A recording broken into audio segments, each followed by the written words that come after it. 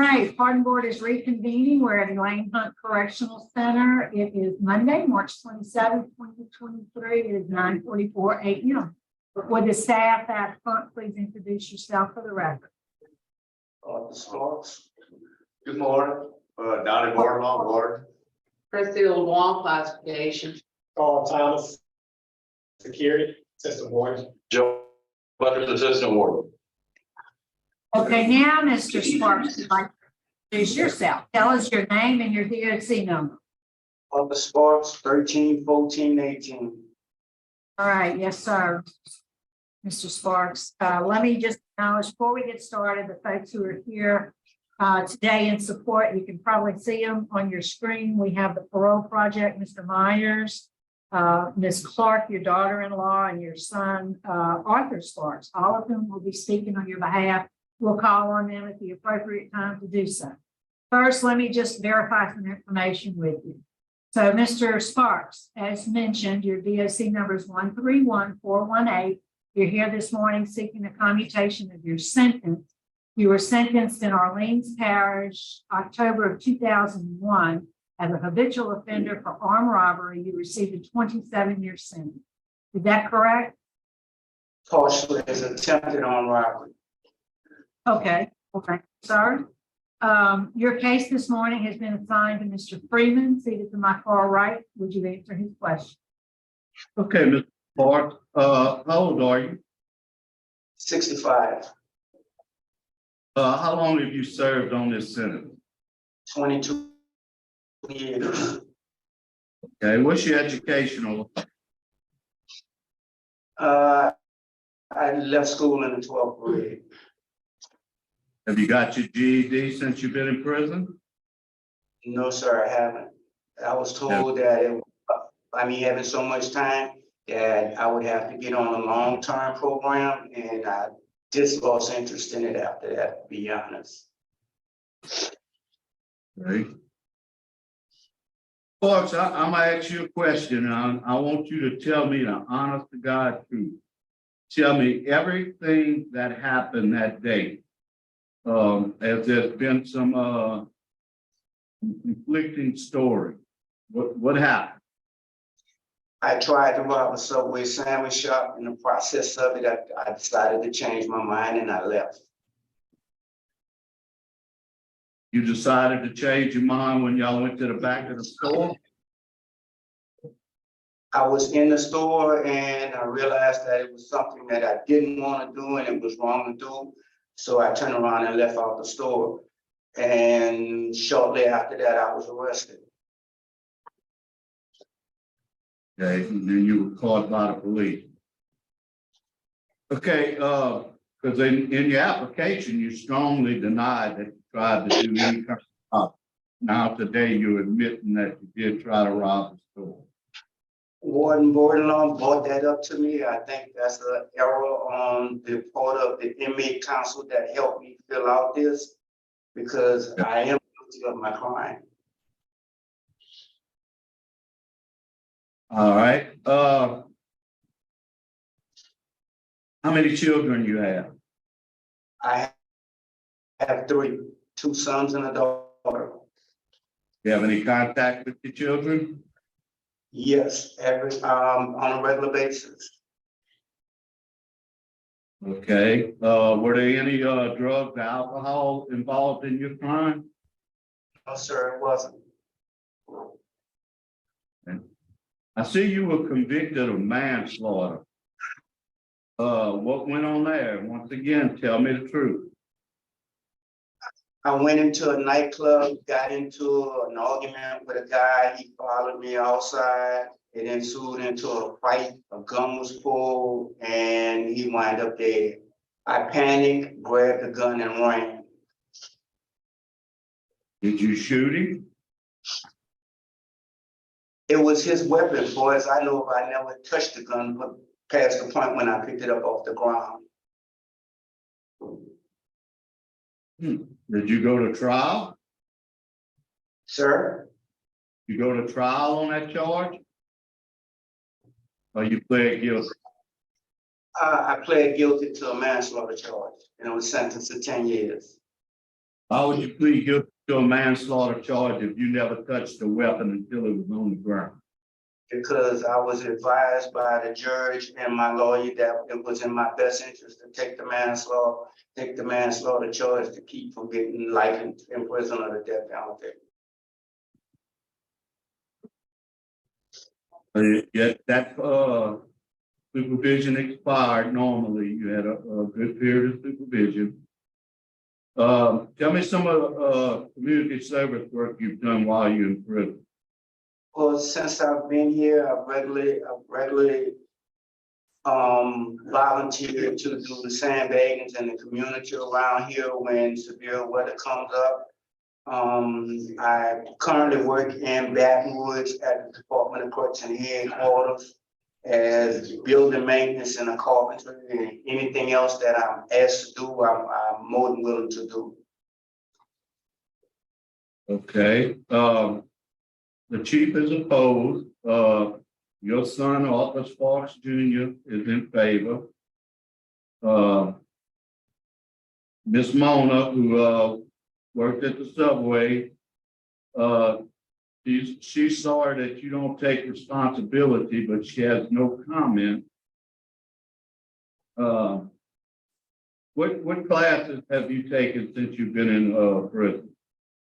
I've taken anger management, parenting 1 and 2, and I'm currently in pre-release, and Warden Burnlaw has me signed up for victim impact and what's that class, sir? I think that was it, victim awareness. Well, victim awareness.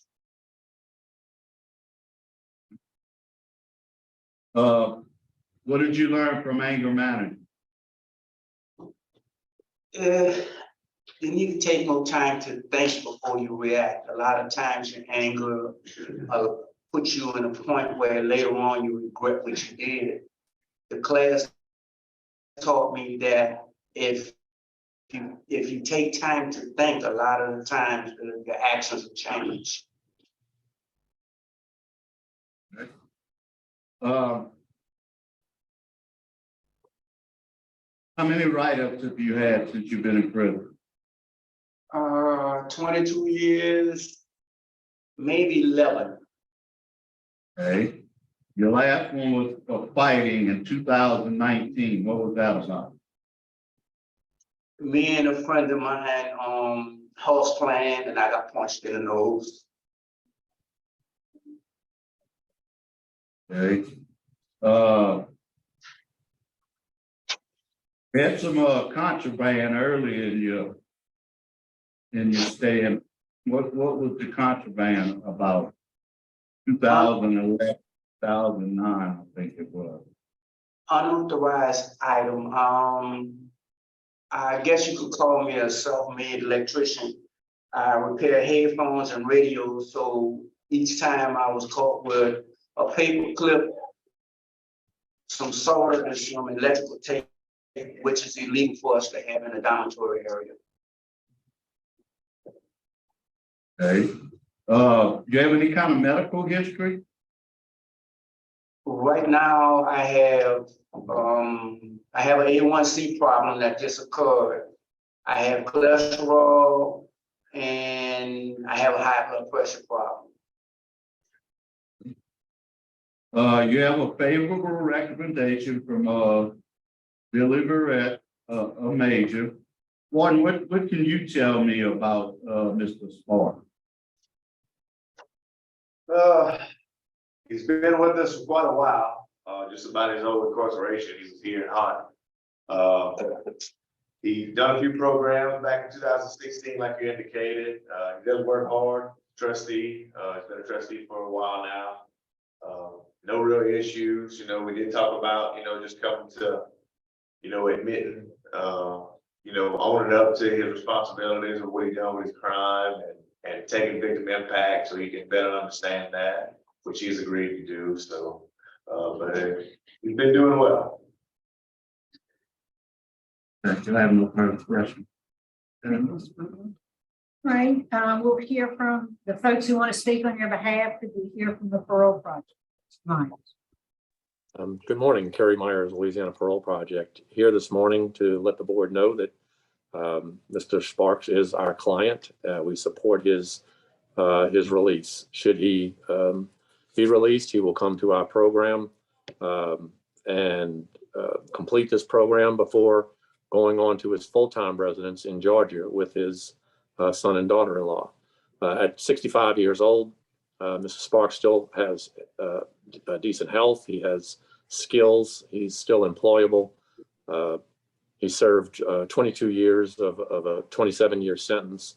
And we just ask this board to consider those factors today and overall and give Mr. Sparks his recommendation. Thank you. Yeah. Ms. Clark? We need him home. Even though he was been physically absent from our lives, he's been a greater part of success for us. We need his strength. We need his love. We need him here with us. My biological father didn't raise me, but in the time that he has been in my life, he's made me a better person. He's some of the things that he's learned even from the anger management classes and things, he's taught me some life lessons, and we really need his support. We love him. He's become a daddy to me more than any other father that I've ever had. He has 3 grandchildren, and they also have benefited from his existence, even though it's been phone calls and visits. We need him. We need him at the football games, at the track meets, helping with homework, just him being able to physically re-enter our lives. We need the stability of having our daddy with us. All right, yes, ma'am.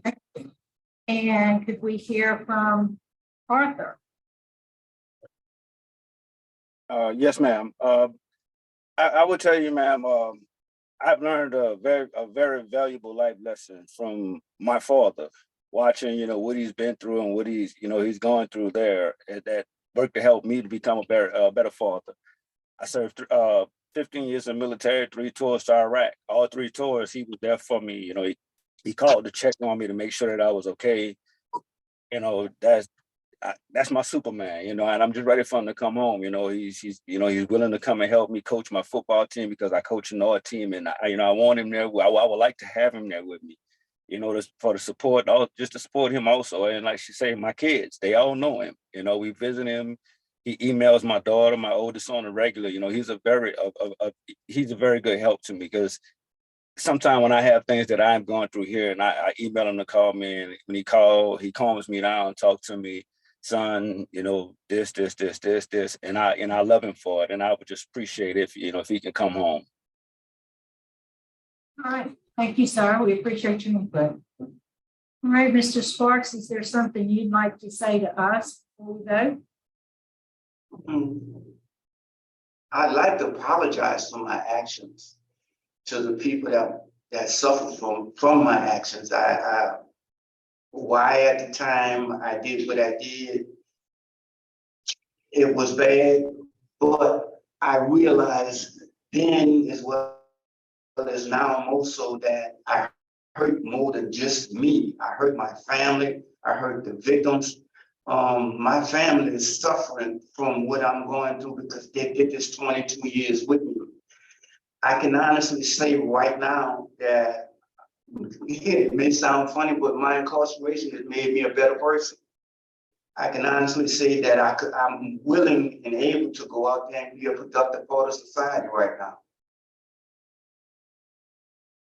All right, thank you. I think we are.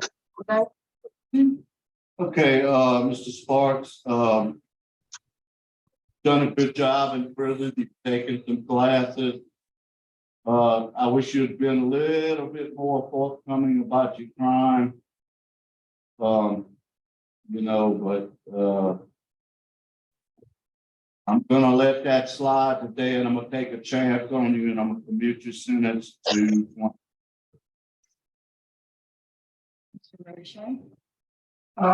Mrs. Sparks, good morning. Good morning, sir. Based upon Warden Barlow's remarks, a good transition plan with the Louisiana Parole Project, and you have served approximately 80% of your sentence. My vote is give you parole, I'll make a recommendation to the governor to give you parole eligibility after serving 22 years. Thank you.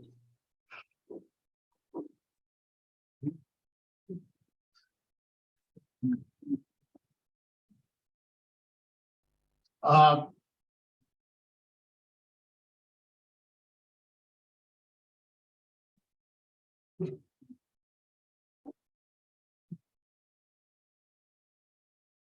After listening to the warden and all of the things you've done, I agree with Mr. Freeman. My vote would be to commute to 22 years, recommend the governor to commute to 6. Good luck.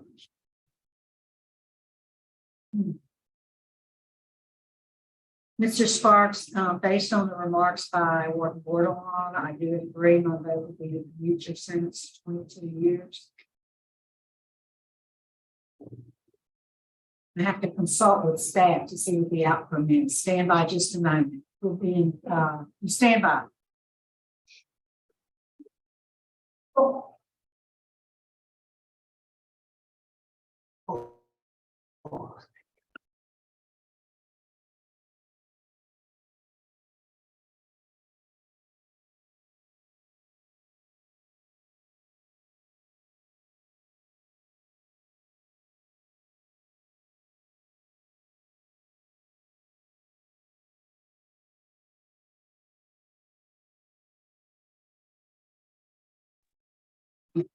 Okay, I'm Mr. Sparks, we're back in. I just had to get a little clarification. So because we only have 4 members present today, it requires a unanimous vote. So you did get a unanimous vote that your sentence be commuted. It's what we're commuting is where we didn't have a unanimous vote, but we do have a majority that says to commute your sentence to 22 years.